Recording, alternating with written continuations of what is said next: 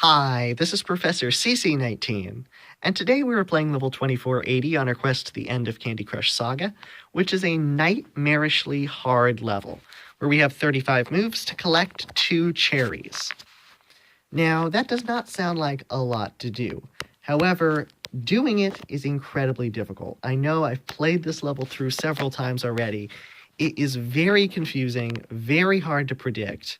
We have to get our ingredients from down here up on the conveyor belt so that they reach this point and this point on the left side, then make a manual match to scoot them over into the leftmost and rightmost 2 columns, and then make moves so that they go through the portal system up to this very top row, which is isolated by this 5 square long gap in the board. And if that isn't complicated enough, these portals on the top don't exactly correspond precisely 2 on the left to these 2 on the right to these 2. They're kind of crisscrossed, which just adds to the difficulty. So I definitely agree with King. This is a nightmarishly hard level. So the first thing I want to do to just get this level started is note what color candy I have in the exact center of the board, in this square right there. And it's blue. Now what I'm going to do is allow the ingredients to ride the rails up to this top plane. I'm also going to note what candy is riding behind them. So they're going up. The candy behind this guy is purple. The candy behind this guy is green. And noting that is quite important because even though this level is difficult to predict, and even if we do plan, things could go awry with the conveyor belts, if we take careful note of the situations we need to scoot ingredients over, that will help us to beat this level. So blue doesn't seem to be like the best color in the center here. So I'm going to take it out and I'm going to change it. Now the square is orange. Now I really think the best color to be in the center here is going to be either purple or green, because that's the color that's following the ingredients. So now what I'm going to do is I'm going to drop a... I don't know what I was thinking there. There's a green on this side. Why do I care about a green on this side? I don't need green on the left. I need green on the right. Okay. This is still orange. I could change it to purple. And now it's blue again. See, that's the part where things go awry. All right, so it's blue again. I could drop this ingredient back down. Then it would be followed by an orange. But I'm starting to notice something. I see that if I make this move with the purple, I have 2... Well, I had 2 green aligned. Another way to get the ingredients down is to get 2 of the same color above, then scooch it over. But that did not work. As you can see, this level is quite confusing.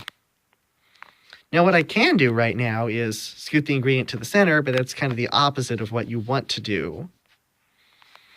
However, I do like the fact that I have a blue here and a blue here.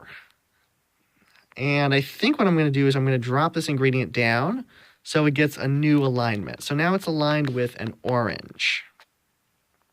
This guy's not going to work. He's going to go back to the start, go back around again. So I'm just going to make a match, let it happen. And it looks like he's still going to be followed by a green. But remember, this time I can change that.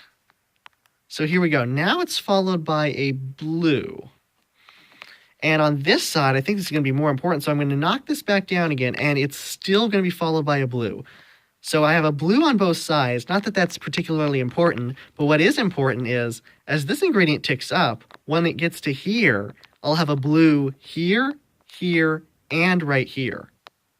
If you're following that, you'll see, once it comes around, that means I'll be able to move my ingredient over, assuming that nothing goes wrong on this conveyor belt. All right, in the meantime, I'm still going to try and deal with the ingredient on the right side without messing up the left side. See if that will work. All right, one more move, you'll see what happens. So I have a blue, blue, blue. I can move the ingredient over. That is how I get it into the proper column.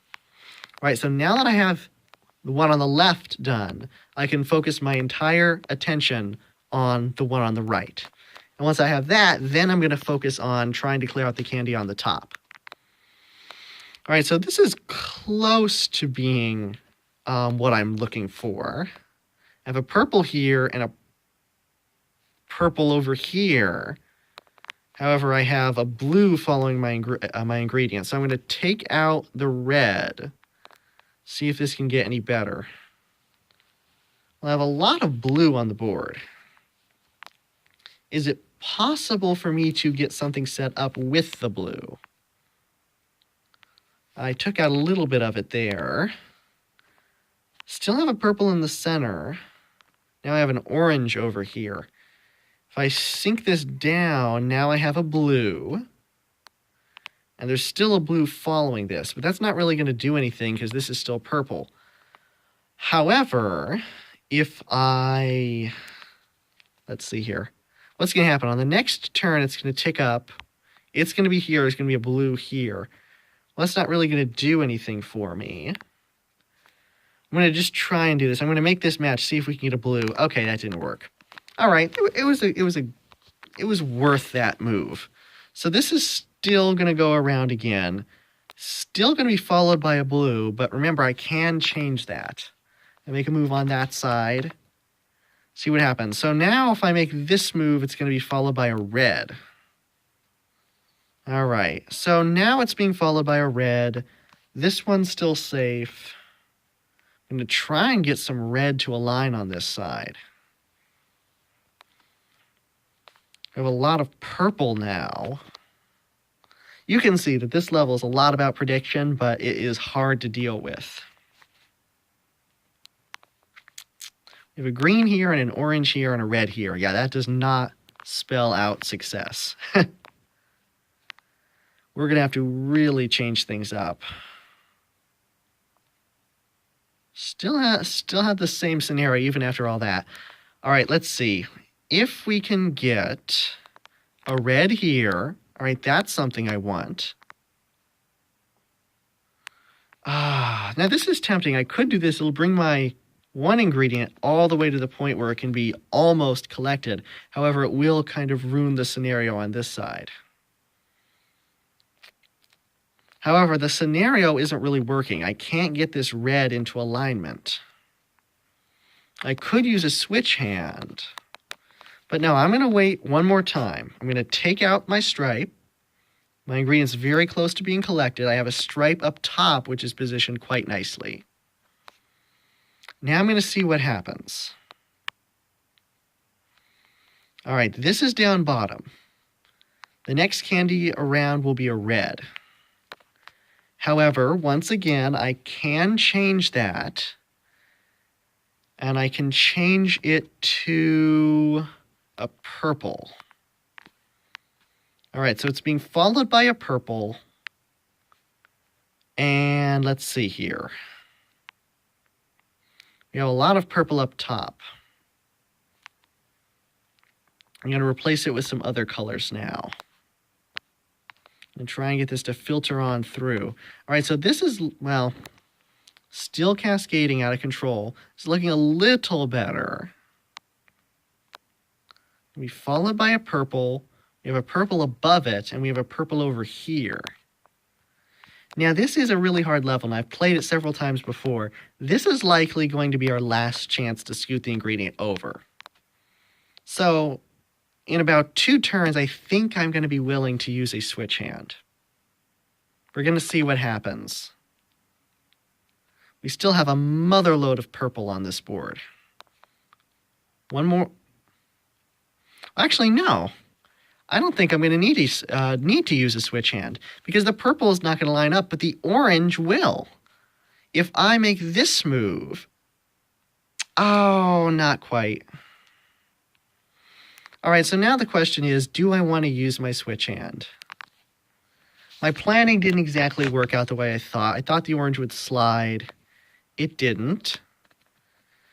However, I still have the opportunity. I could use my switch hand, scoot this guy over, and then just use my last few moves to clear out this top row. And I have a stripe. I think I can do that. So I'm going to use a booster. I'm going to use a switch hand, and I'm going to scoot the ingredient over.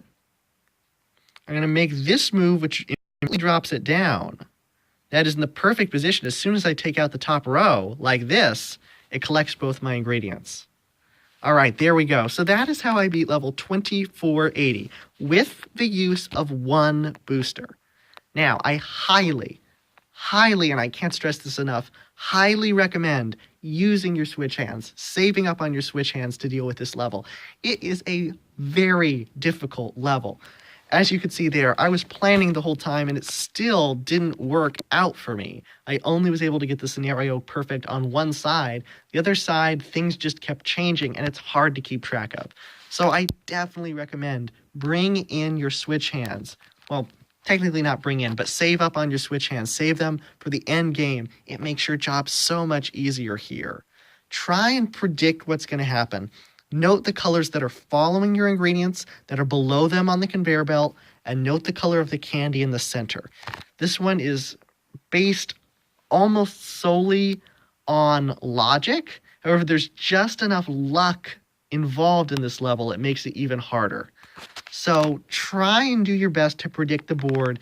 Sometimes the conveyor belts will change it up too much, but that's what your switch hands are for. This one is hard to do without boosters. Kudos to you if you can, but if you're stuck, definitely use your switch hands. If you found this video helpful to you, please subscribe. If you want to see more Candy Crush walkthrough videos and other special extras, also please subscribe. If you're stuck on any particular level of the game, please leave a comment below. I will try and help you. And as always, thanks so much for watching.